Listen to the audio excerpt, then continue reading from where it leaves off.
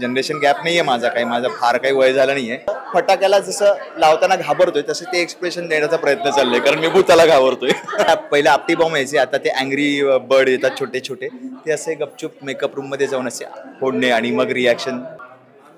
कोणाच्या हातचं खायला आवडतं यावर मी बोलू इच्छित नाहीये, कारण नुकतंच लग्न झाले, पहिली दिवाळी आहे. आई आणि बायको दोघांनाही सांभाळण्याचा वसाय मी उचललेला आहे. नमस्कार, मी मेधावी खोडके. मटा मनोरंजनमध्ये तुम्हा सर्वांचं मनापासून स्वागत करते. आणि माझ्यासोबत कोण आहे तर अक्षय केळकर. कसा आहे? खूप कमाल.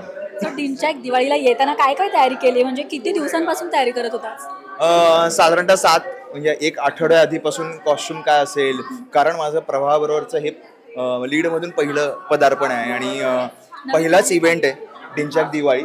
सो खऱ्या अर्थाने आता दिवाळी सुरू होते, तर आपण पण बरं दिसलं पाहिजे, त्यासाठी एक आठवडाभर मी तयारी करत होतो. पण दिवाळीची आठवण काय बरं, लहानपणीची, आत्ता? खरं तर मी स्वतःला खूप ग्रेटफुल समजतो की जनरेशन गॅप नाहीये माझा काही, माझं फार काही वय झालं नाहीये. पण मला अजूनही आठवतंय की लहानपणी दिवाळीत आणि वाढदिवसाला जे कपडे मिळायचे ते खूप कमाल असायचे.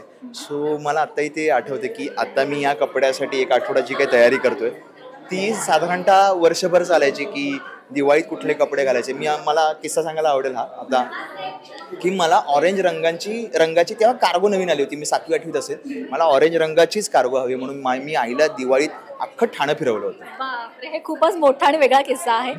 त्याचबरोबर सेटवर काय बरं गंमत जमत केले का दिवाळीत? कोणाचं तरी म्हणजे फटाकाच पटकन फोडलाय असं काही सीन? काय, नवीन सिरियल आहे आमची काजळ माया, तर अजून ती टेलिकास्ट व्हायची बाकी आहे. तो हाच जो आत्ता फटाका फुटला या 2025 मधला, तो खरंच खूप भारी आहे आणि त्याचा आवाज प्रेक्षकांपर्यंत पोहोचला आणि असाच पोहोचो, ही हजाराची माळ हो.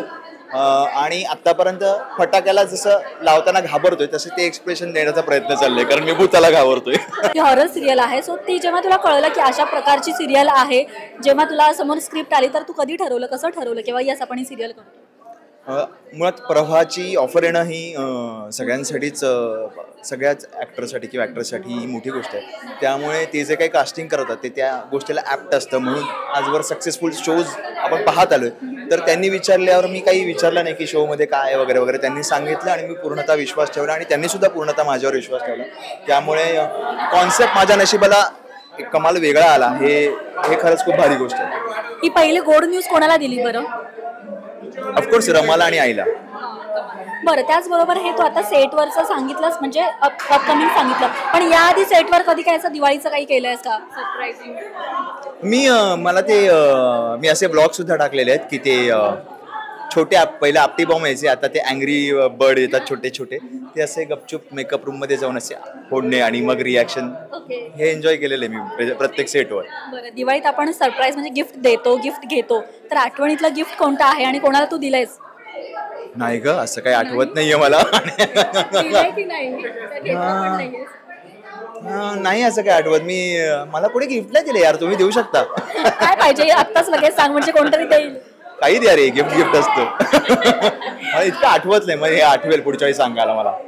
फराळ अर्थात तुला आवडत असेल, कोणते फराळ जास्त आवडतं तुला, येतं का बनवता वगैरे? कोणाच्या हातचं खायला आवडतं? कोणाच्या हातचं खायला आवडतं यावर मी बोलू इच्छित नाहीये, कारण नुकतंच लग्न झाले, पहिली दिवाळी आहे.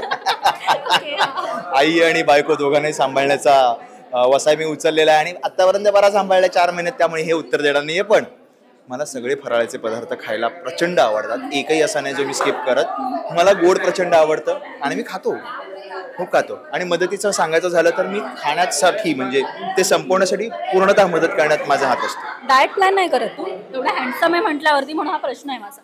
मी त्यावेळी ते जे पूर्वीपासून बनत आलंय, ज्या गोष्टी, त्या लिमिटेड गोष्टी खातो. कारण माझं हे म्हणणं आहे डाएट प्लॅनचं, प्रत्येकाचं ऑफकोर्स वेगळं आहे, की ज्या ऋतूमध्ये येतं ते आपण खाल्लं पाहिजे. सो शेवटी जाता प्रेक्षकांना काय सांगतो? की सगळ्यांना दीपावलीच्या खूप खूप शुभेच्छा. काजळ माया 27 तारखेपासून रोज रात्री 11 वाजता नक्की बघा आणि तुमच्यावरची माया आमच्यावर अशीच राहू दे. Thank you so much. थँक्यू.